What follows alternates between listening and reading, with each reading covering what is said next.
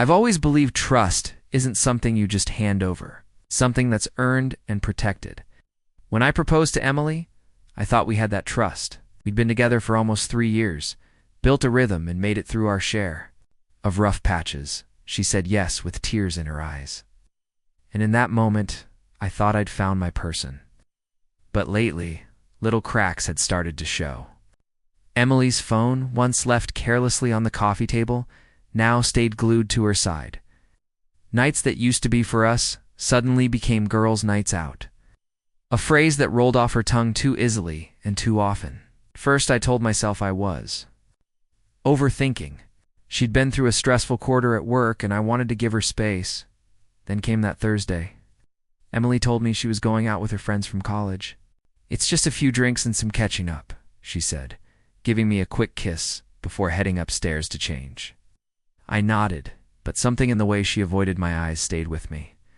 That night, I had my own plans, or so she thought. Wrapped up a long meeting downtown when my phone buzzed. It was my buddy Matt, who happened to be dating one of Emily's so-called girls' night friends. "Hey," he said, his tone hesitant. "Thought you should know the ladies aren't where they said they'd be. Just saw them heading toward the marina parking lot." My pulse picked up. I told myself it could be nothing. But deep down, I already knew I wasn't going to sleep without finding out. 15 minutes later, I was pulling into the marina's lot, scanning for her car, and then I saw it.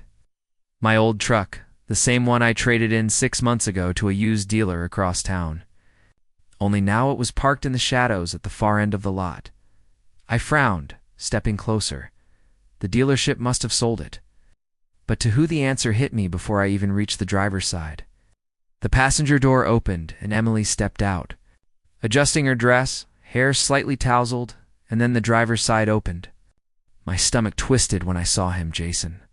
My ex's name still felt like a bruise in my memory. He wasn't just my ex's old fling. It was the guy Emily had told me was nothing to worry about 2 years ago. For a moment, neither of them saw me. I stood, there lit by the dull glow of the street lamp.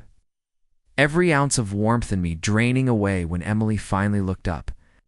Her smile faltered, eyes widening like a deer caught in headlights. Jason leaned against the truck, casual, like he'd done nothing wrong. I didn't yell. I didn't demand answers. I just stepped closer, my voice calm, almost too calm. "Nice car," I said. "Looks familiar." Emily's mouth opened like she wanted to say something, but no words came out. Her fingers clutched the strap of her purse, knuckles pale. Jason just smirked, shoving his hands into his pockets like he'd been waiting for me. "Ryan, this isn't what it looks like," Emily finally blurted, her voice shaky. I tilted my head. "Really? Because it looks like my fiancé is stepping out of my old truck with a man she swore she barely knew?" She flinched. I can explain. Jason cut in, his voice dripping with mock innocence. "We were catching up old friends, you know." "Friends?" I repeated, my tone flat. 10:30 at night in the back of a parked car at the marina. "Sure, Jason. I'm sure it's completely innocent." Emily shot him a glare, clearly annoyed he'd spoken. "Ryan, please, can we just talk somewhere else? This isn't the place." But I wasn't moving, not yet. Because in that moment, I realized something. This wasn't the first time. Her reaction wasn't one of shock or guilt from a first-time mistake. It was the panic of someone caught in a pattern. The nights out, the guarded phone, the sudden defensiveness when I'd ask simple questions. All the puzzle pieces were clicking into place, and the picture they formed was ugly. "I'm not going anywhere," I said. "If you've got an explanation, let's hear it right here." Jason leaned against the truck again, almost daring me to make a scene. "Man, don't take it so hard. Sometimes things just happen." I took a step toward him, not out of anger, but to close the space between us. "Things don't just happen with someone's fiancé," I said, my voice low. "They happen because two people make them happen." Emily's eyes darted between us, her voice now cracking. "Ryan, please. I made a mistake. It's not what it looks like. Stop saying that." I cut her off because you and I both know it's exactly what it looks like. There was a heavy pause somewhere behind us. Waves lapped softly against the dock. Tss, the sound. Almost mocking in its calmness. I could have yelled, I could have caused a scene, but I didn't. I simply turned my gaze back to Jason. "You can keep the truck," I said. "Looks like it suits you better anyway." Then I looked at Emily one last time. "The ring, I'll take that back now." Her lips trembled, but she slid it off her finger and placed it in my hand. I didn't hold her gaze. I didn't need to. In that moment, I realized the woman I thought I knew had been gone for a while, replaced by someone who could lie to my face and smile while doing it.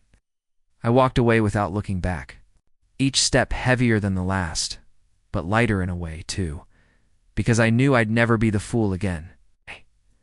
The drive home felt like moving through static.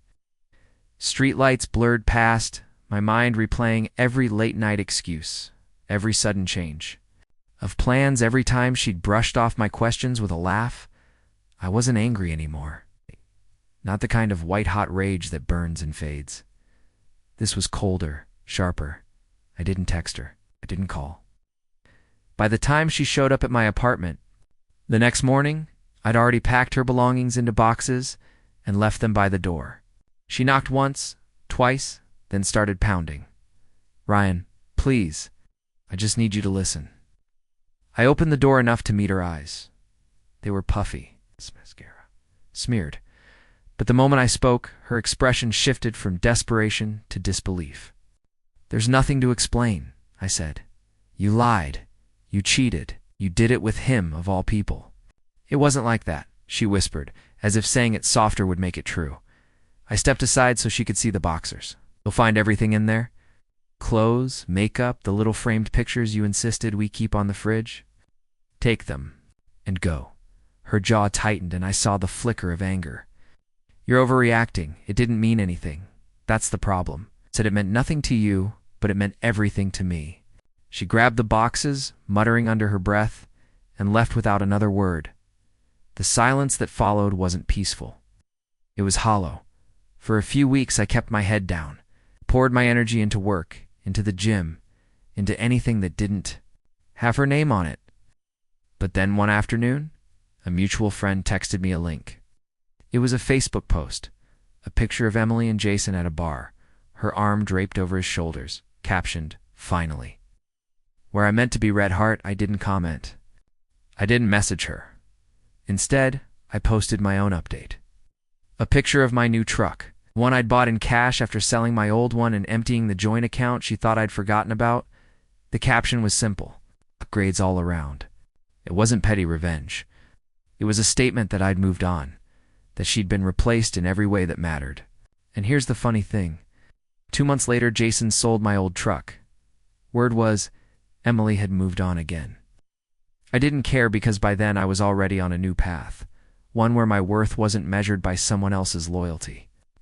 If she ever wonders, what happened to the man who would have done anything for her? The answer is simple. He's gone, and he's not coming back.